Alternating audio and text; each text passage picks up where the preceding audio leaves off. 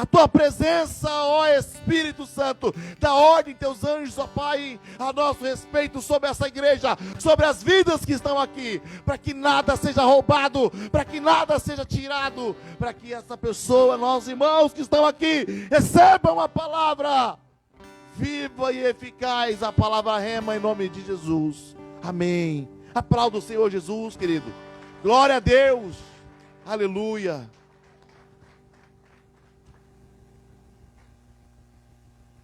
Glória a Deus. Meu graça e a paz, igreja, tudo bem? Eu quero primeiramente estar agradecendo a igreja que esteve esses dias orando por mim. Não pude agradecer no geral, mas sei que ainda muitos têm orado pela minha saúde. E eu quero compartilhar uma bênção, porque desde então eu não tenho sentido qualquer tipo de dor. Já tenho até me arriscado a comer algumas coisas. Não estou sentindo nada. Para a honra e glória do nosso Deus, porque Deus sabe que eu não queria fazer nenhum tipo de cirurgia. E Deus é bom. E eu quero agradecer a vocês que têm orado comigo neste propósito também. E eu quero convidar os irmãos ainda que puderem ficar em pé, para a gente estar lendo a Bíblia em Jonas. Logo, logo nós estaremos ali, nós estamos já pensando em algo para as nossas crianças, estamos já estudando algo para a gente estar fazendo o culto com eles também. Hoje ainda não foi possível, mas logo, logo a gente vai estar ministrando a palavra para os nossos pequenos, amém? Jonas, quem encontrou, diga glória a Deus. Glória a Deus. Quem não encontrou, peça ajuda aí para os irmãos. Fica quase no finalzinho do Velho Testamento. Amém? Capítulo 1. Jonas 1. Podemos? E veio a palavra do Senhor a Jonas, filho de Amitai, dizendo: levanta-te, vai à grande cidade de Nínive e clama contra ela, porque a sua malícia subiu até mim. 3. E Jonas se levantou para fugir de diante da face do Senhor para Tarsis. E descendo, repita comigo, descendo a Jope, achou um navio que ia para Tarsis. Pagou, pois, a sua passagem e desceu, repita comigo, desceu, para ir com eles para Tarsis, de diante da face do Senhor. Mas o Senhor mandou ao mar um grande vento, e fez-se no mar uma grande tempestade, e o navio estava para quebrar-se. Então temeram os marinheiros, e clamava cada um aos seus deuses, e lançavam no mar as fazendas que estavam no navio, para o aliviarem do seu peso. Jonas, porém, desceu, repita comigo, desceu aos lugares do porão, e se deitou, e dormia um profundo sono. E o mestre do navio chegou-se a ele e disse-lhe: que tens, que dormes? Levanta-te, invoca o teu Deus.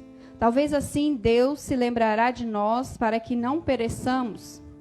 E dizia cada um ao seu companheiro: vinde, lancemo-nos sortes, para que saibamos por que causa nos sobreveio este mal. E lançaram sortes, e a sorte caiu sobre Jonas. Então lhe disseram: declara-nos tu agora, por que razão nos sobreveio este mal? Que ocupação é a tua? E de onde vens? Qual é a sua terra? E de que povo és tu? 9. E lhes disse: eu sou hebreu e temo ao Senhor, o Deus do céu, que fez o mar e a terra seca. Então estes homens se encheram de grande temor e lhes disseram: por que fizestes tu isto? Pois sabiam os homens que fugia de diante do Senhor, porque ele lhe tinha declarado. 11. E disseram-lhe: que te faremos nós para que o mar se acalme? Porque o mar se elevava e engrossava cada vez mais. E eles disse: levantai-me e lançai-me ao mar, e o mar se aquietará. Porque eu sei que por minha causa vos sobreveio esta grande tempestade. 13. Entretanto, os homens remavam, esforçando-se por alcançar a terra, mas não podiam, porquanto o mar se ia embravecendo cada vez mais contra eles. Então clamaram ao Senhor e disseram: ah, Senhor, nós te rogamos, não pereçamos por causa da vinda deste homem, e não ponha sobre nós o sangue inocente. Porque tu, Senhor, fizeste como te aprouve. E levantaram Jonas e o lançaram ao mar, e cessou o mar a sua fúria. E repita comigo, desceu. 16. Temeram, pois, estes homens ao Senhor com grande temor, e ofereceram sacrifícios ao Senhor e fizeram votos. 17. Deparou, pois, o Senhor um grande peixe, para que tragasse a Jonas, Jonas esteve 3 dias e 3 noites nas entranhas do peixe. Repita comigo, desceu. Pode se sentar, irmãos, mas não desça. Vem? A palavra que eu tenho para compartilhar nessa noite com a igreja, eu intitulei ela como a descida de Jonas. Eu pedi para que vocês frisassem essa palavra enquanto a gente estava lendo esse capítulo 1, porque aqui fala que Jonas desceu e Jonas desceu. Por 5 vezes, Jonas desceu. E aqui começa a palavra dizendo que veio até Jonas a palavra do Senhor, como também vem até nós a palavra do Senhor, até os dias de hoje. Como vem essa palavra do Senhor até nós? Através de um culto como este, através de uma live, quem está em casa, através de uma oração, de uma leitura da Bíblia, através de uma pregação que você pode ouvir, ou até mesmo de um testemunho que alguém possa te compartilhar, vem a palavra do Senhor até vocês. E veio a palavra do Senhor até a vida de Jonas, ao qual Deus tinha um propósito para com ele. Mas Jonas, ele foi teimoso, desobediente, e Deus mandou ele para fazer algo, e ele foi fazer algo contrário ao que havia pedido a Deus a ele. E com essa desobediência, com essa teimosia, Jonas, ele se manteve distante. Ele começou a correr riscos, e ele começou a descer, a descer, a descer e a descer. E como nós lemos aqui, ele desceu até o ponto dele ser engolido por um peixe. E essa descida, podemos falar que ele chegou no fundo do poço. Toda desobediência, ela tem uma consequência. Toda desobediência tem consequência. Jonas, ele era um homem que conhecia Deus. Mas em um certo momento na sua caminhada, ele tomou uma decisão que fez descer. Quantos não têm feito essa mesma escolha? Quantos? E a primeira descida de Jonas foi em Jope, que nós lemos lá no capítulo 1, versículo 3, né? E descendo a Jope. Jope, ele significa beleza. A palavra Jope significa beleza. E nós podemos dizer que quantas descidas a Jope não acontece por belezas que atraem os nossos olhos, por belezas e aparências que parecem boas, mas que nos causam distanciamento das coisas de Deus. Quando ele então decide descer para Jope, ele se afastou e desobedeceu a Deus.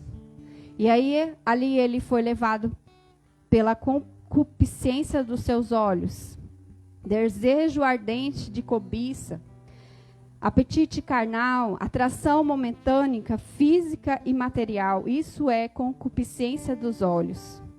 Quando algo mexe com você, quando algo lhe atrai a fazer aquilo que não lhe convém. Desde a queda no Éden existe isso, né? Quando Deus criou lá o jardim, ele criou uma árvore e ele falou: aqui você não comerás, deste fruto você não comerás. Mas aquele fruto atraiu o olhar de Eva, aquele fruto despertou nela a concupiscência da carne. Certo que a serpente ajudou, mas despertou algo em Eva e Eva desobedeceu a Deus pela beleza que lhe atraía os olhos. Então, quando fala aqui a primeira descida de Jonas, a Jope, podemos dizer que a beleza daquela cidade o atraiu. a se distanciar da obediência a qual Deus havia lhe dado para ir a Nínive. Amém? Então, cuide com o que é agradável aos teus olhos, porque isso pode te matar. Amém? Primeira descida. Quem quiser anotar aí, porque vamos compartilhar nas células. A segunda descida foi lá no capítulo 1, versículo 3, que diz assim, que ele desceu para dentro, ele comprou uma passagem e desceu para dentro dele, no navio. Então, ele chegou até o porto, comprou uma passagem de um navio e entrou dentro do navio. O que poderia significar esse porto nos dias de hoje? Esse porto, ele pode significar lugar de novidades. O porto, ele é um lugar de comércio, é um lugar onde chega e sai mercadorias de vários lugares. Então, há um movimento ali, há várias novidades ali, né? Então, o porto, ele representa o mundo, o que o mundo nos oferece. A facilidade do pecado, né? Tudo aquilo que satisfaz a nossa carne, os vícios, os prazeres momentâneos, as aventuras, uma vida inconstante e sem compromisso com Deus. Era para isso que ele estava caminhando. Ele estava em declínio. Ele estava descendo. O céu é para onde, irmãos? O céu é para cima, amém? Deus deu uma ordem a Jonas para ele cumprir. Em obediência à sua palavra, Deus ordenou que ele fosse para Nínive. Mas ele não, ele resolveu desobedecer. E ele só foi descendo. Não se deixe envolver, não entre neste barco. A terceira descida do navio, o porão. Lá no versículo 1, no capítulo 1, no versículo 5.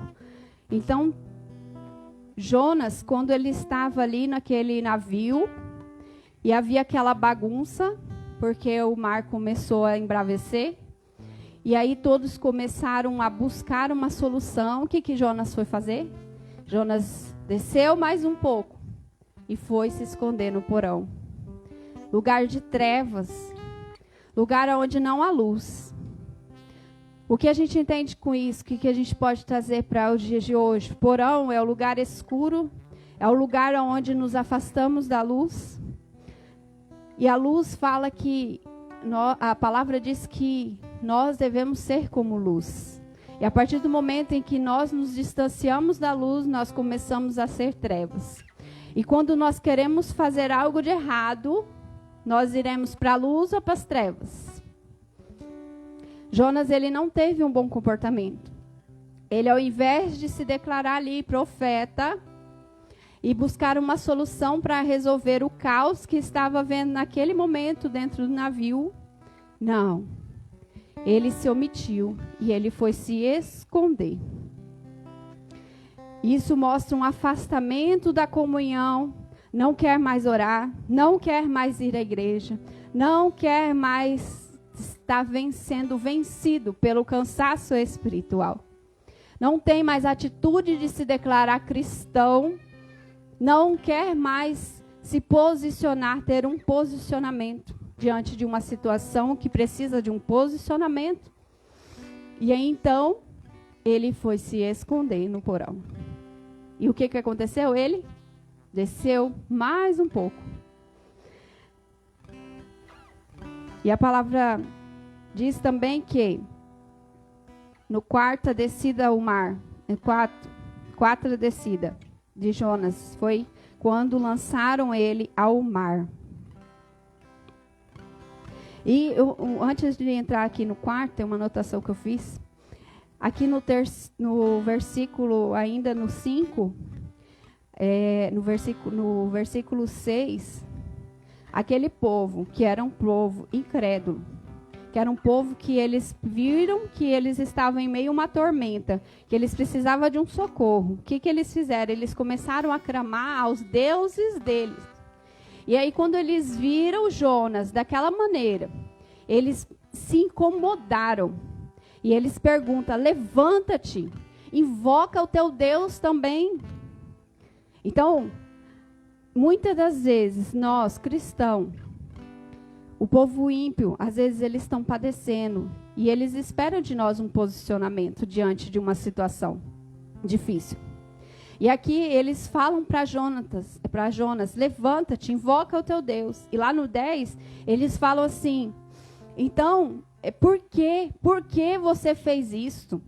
Por que você desobedeceu o seu Deus? Porque eles questionaram a Jonas que havia algo de errado ali acontecendo. E aí foi mostrado que esse algo de errado era Jonas. E aí eles questionaram a Jonas, até que Jonas abriu para eles que ele tinha desobedecido a Deus, e por isso que o mar estava revoltado, e por isso que o navio poderia afundar. E aí eles questionam Jonas e falam: por que você fez isso? Por que você desobedeceu o seu Deus? Você está vendo? O incrédulos questionando um profeta. Por quê? Você pecou. Por quê? Não era essa atitude que você deveria ter tido neste momento. Levanta, tenha uma atitude, invoca o teu Deus, para de dormir. Porque Jonas, ele se encontrava morto espiritualmente.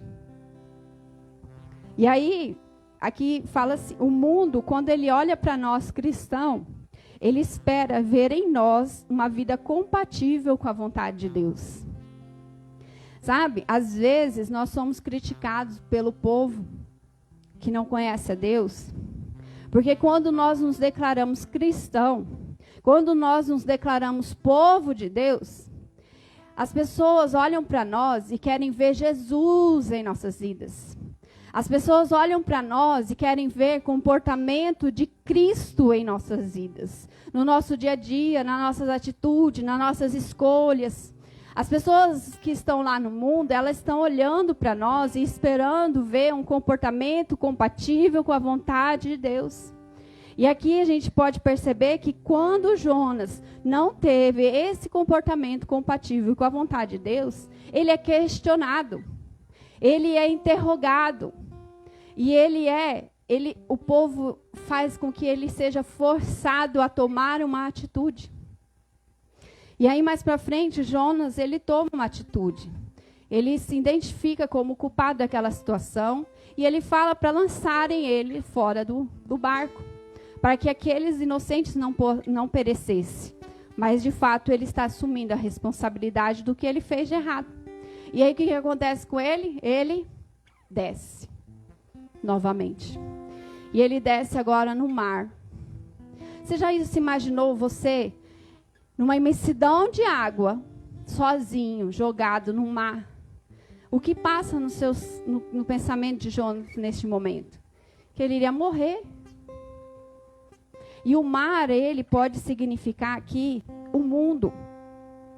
O mar, ele pode significar aqui como se a pessoa já se distanciou tanto de Deus, que ela já está tão envolvida com as coisas do mundo, que ela já está submersa ali naquela imensidão de pecado. E ela já não ouve mais a Deus.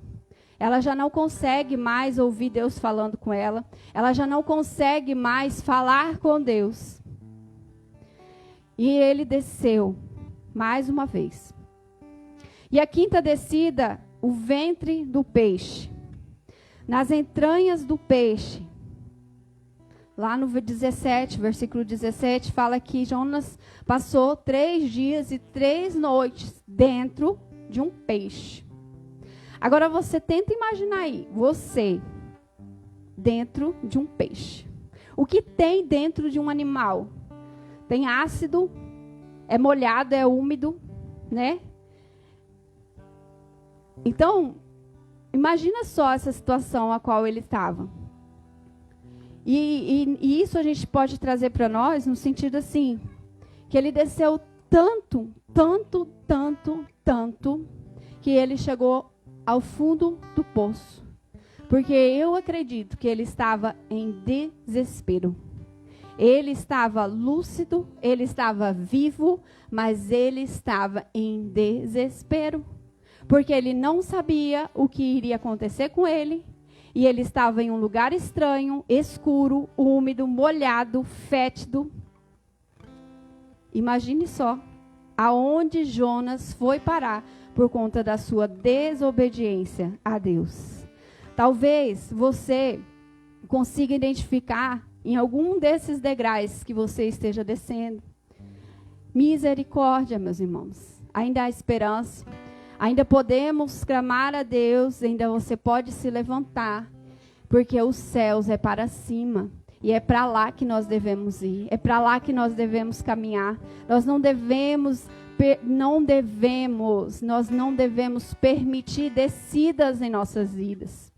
Nós não devemos permitir isso. Muitas vezes nós não damos conta de que quando Deus nos chama para realizarmos algo para Ele, Ele nos quer não só nos abençoar. Quando Deus deu esse propósito para Jonas de ir até Nínive, Ele não queria só abençoar a Jonas, fazendo dele um profeta obediente, temente ao Senhor, que cumpre com as suas obrigações. Ele queria abençoar uma cidade grande, que a palavra fala que é uma cidade grande. Ele queria abençoar um povo. Ele queria usar Jonas como um canal de bênção, como um canal abençoador para muitas, para milhares talvez de pessoas. E é assim que Deus quer usar você nessa noite. É assim que Deus quer usar a sua vida, a sua obediência, a sua dedicação, a sua fidelidade. Às vezes nós ficamos pensando que a nossa obediência, a nossa fidelidade para com Deus só nos beneficiam. Só beneficia a nós mesmos. E não é dessa maneira. Quando nós obedecemos a Deus, quando nós somos fiéis a Deus, Ele cumpre em nós um propósito dEle, estabelecido na nossa vida, para a gente abençoar outras vidas. E quando nós decidimos desobedecer a Deus, muitas vidas serão perecidas. Muitas vidas não serão alcançadas. Porque assim, Jonas, ele tentou fugir de todas as formas. Ele desceu no mais profundo do poço, do abismo ali, para não obedecer o que Deus tinha para ele. Mas Deus, Ele estava tendo misericórdia de Jonas. Deus, Ele estava tratando Jonas para cumprir com um propósito que Ele tinha estabelecido na vida de Jonas para abençoar um povo, uma cidade, muitas pessoas. Talvez você esteja passando por algum tipo de situação e você esteja se perguntando por que disso? Para que isso? Talvez Deus esteja te preparando para algo maior, melhor, que você agora não compreende, mas que um dia você vai olhar para trás e vai falar, hoje eu sei porque eu passei por isso. E esse propósito, a qual Jonas passou dentro do ventre do peixe, foi para que ele entendesse que ele precisava ser bênção naquela cidade, que ele precisava abençoar aquele povo, que ele precisava obedecer a Deus. E melhor, amados, é obedecer do que sacrificar. Porque se ele tivesse obedecido a Deus, talvez ele não precisasse descer o tanto que ele desceu e sofreu o tanto que ele sofreu. Eu quero te dizer que o seu testemunho, a sua obediência, a sua fidelidade de cumprir com os princípios de Deus na sua vida, ela pode fazer a diferença na sua família, ela pode fazer a diferença na sua descendência, na vida dos teus filhos, ela pode fazer a diferença no emprego onde você está, na escola onde você está. Ela faz a diferença através da sua vida, a obediência à palavra de Deus e a sua fidelidade aonde você estiver. Você pode ser canal e instrumento de Deus para outras vidas. Eu gosto muito de um livro que chama Uma Vida com Propósito. Ele esclarece muitas coisas. Inclusive, ele nos diz que todos nós temos um propósito. Todos. Todos. Ninguém veio aqui só para nascer, crescer, dar fruto e morrer. Todos nós temos um propósito diante de Deus. E você precisa buscar qual é esse propósito na sua vida. Qual é o propósito de Deus na sua vida? Para que você está aqui? Qual é o seu dom? O que você pode servir a Deus com a sua vida? Qual é o seu propósito? Você precisa saber disso, meus irmãos. Deus vai te cobrar. Deus vai te cobrar. Quando você chegar lá no céu, Ele vai, e aí, você cumpriu com o seu propósito? Nem sei qual era o meu propósito, Jesus. Talvez você deixando de cumprir o seu propósito, os planos de Deus na sua vida, milhares de vidas estão deixando de ser alcançadas. Jonas sabia que Deus o havia chamado para salvar uma cidade, Nínive. Muitas vidas iriam ser salvas, mas Jonas estava preocupado somente com ele mesmo, quando decidiu fugir. Então, amados, tem muitas pessoas que vivem no egoísmo de achar que ela veio para este mundo somente para trabalhar, para desfrutar das coisas que este mundo oferece, para ter a sua família e acabou. Um pensamento de coisas próprias. Um pensamento somente de eu mesmo, eu, egoísta. Então, a desobediência de Jonas estava prejudicando uma cidade, um povo, muitas vidas. Nossa desobediência prejudica a nossa geração. A nossa desobediência prejudica a nossa comunidade. A nossa desobediência prejudica a nossa cidade. A nossa desobediência prejudica as pessoas que vivem e convivem conosco. A nossa fidelidade para com Deus não é só importante para nós mesmos. A sua fidelidade interfere na vida de outras pessoas também.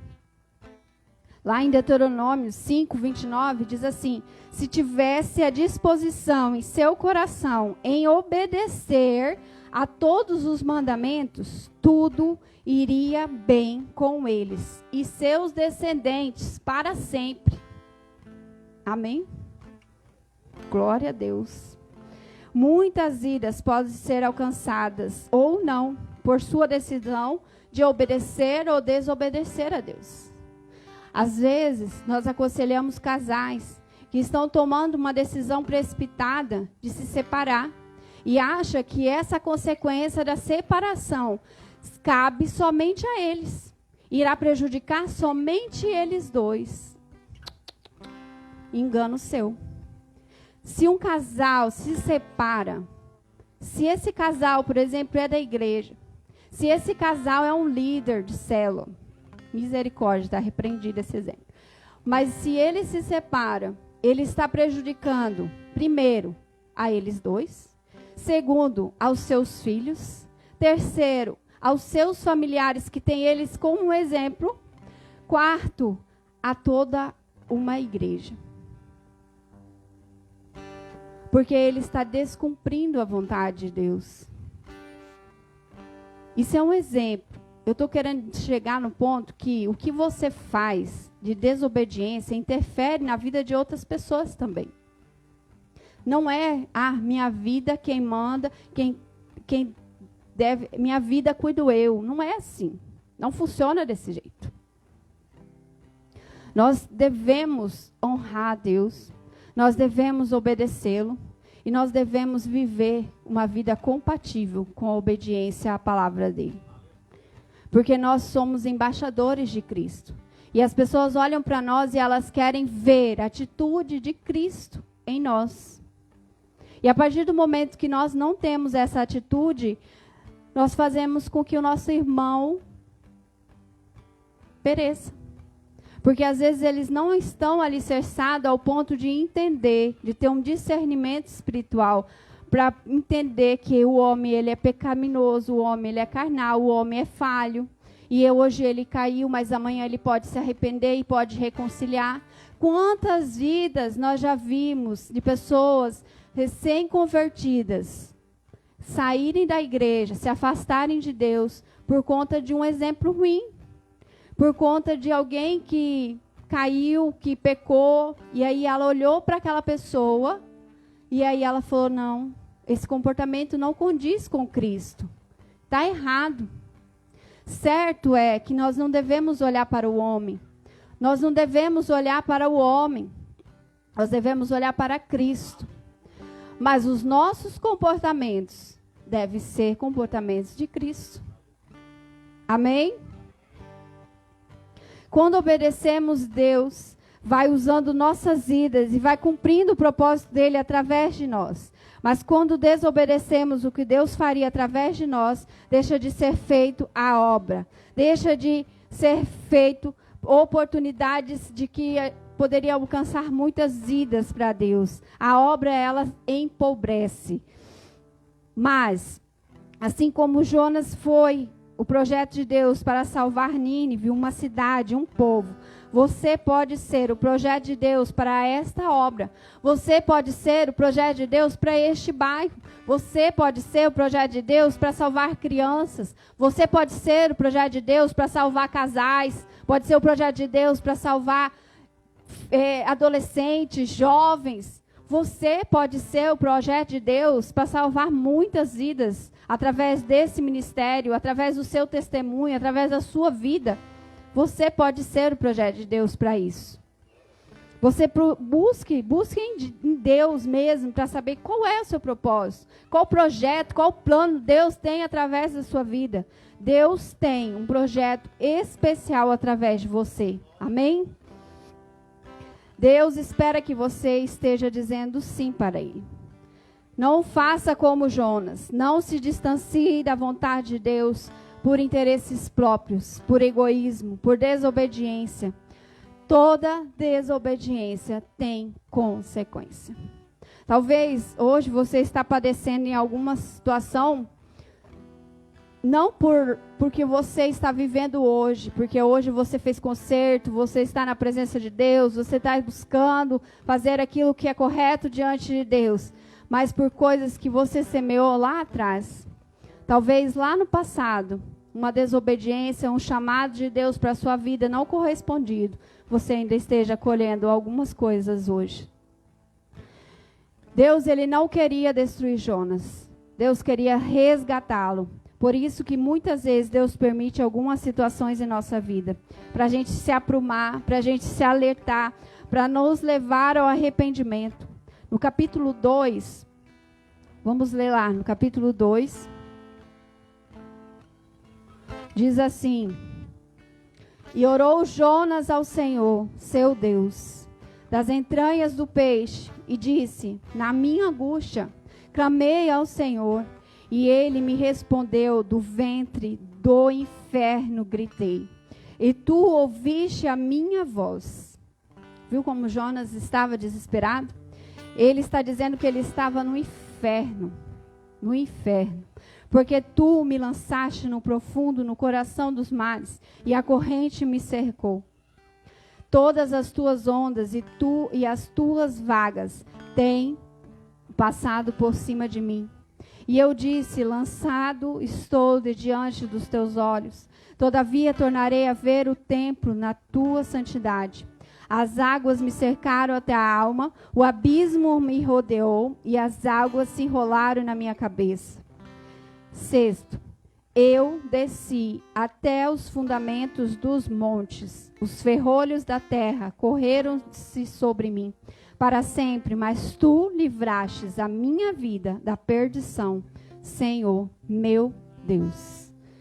Então Jonas, ele faz uma oração a Deus, clamando por socorro. Aqui com certeza ele está arrependido do que ele fez. E ele demonstra tudo aquilo que ele está passando ali. E Deus, ele dá uma segunda chance.